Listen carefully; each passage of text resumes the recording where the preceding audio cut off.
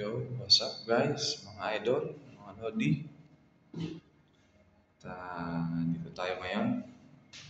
Bibigyan tayo ng review dito sa aming SYM Bonus Wanted. Yan, i-review tayo, mga idol, mga lodi.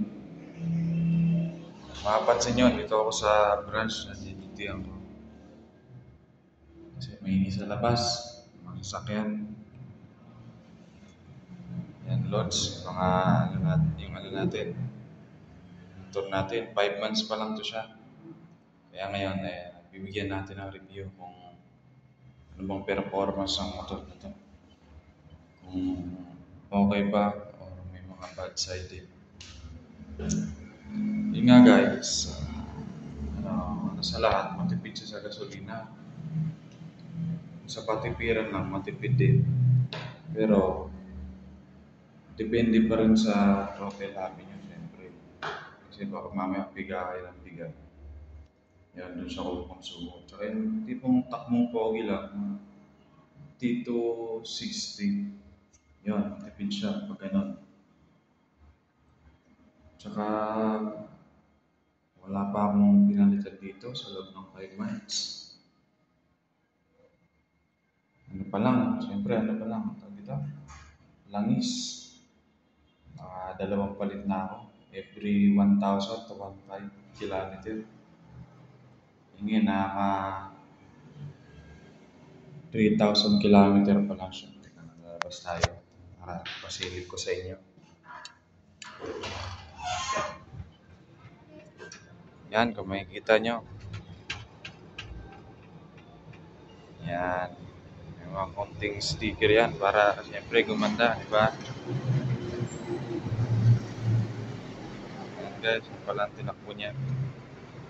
Batang bata pa, sariwang-sariwa.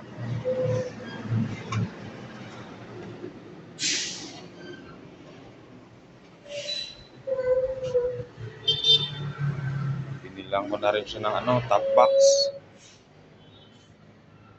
Kasi nga, medyo malit yung compartment niya sa loob. Yan, pasok ulit tayo kasi may sa labas. Daming epal na sasakyan.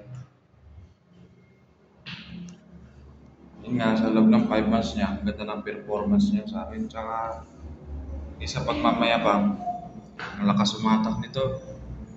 Yung mga click, yung mga on the beat, yan, kaya niya sabayan sa daan. Lalo na pag nasa traffic light, tapos biglang arangkada, di ba, pag nag-green. Ay, nako, nakikipagsabayan talaga. Ako na lang ang kinakaba minsan. Binibirit ko, umahataw din talaga siya, nakikipagsabayan. Pero syempre, hindi ganun lagi. Tipong lang, parang nagmamadali ka lang ng konti. Yan, all goods naman siya mga idol. Ang ganda ng performance niya. Binilang ko na rin ng yan mga idol. Napansin nyo kanina may blind spot mirror para dagdag safety sa daan.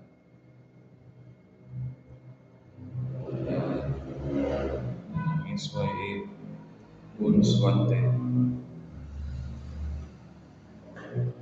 Napansin nyo rin mga lods, makintab yung bearings niya kasi pagka wala akong ginagawa yan, binubuhusan ko ng tubig tapos pinupunas-punasan ko.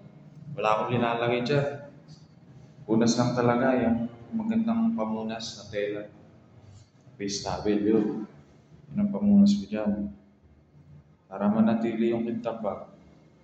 Kasi pag dinidikitan ng alikabok, tapos bigla mong haplosin yun, kakaskas yun yung alikabok, kakagasgas siya.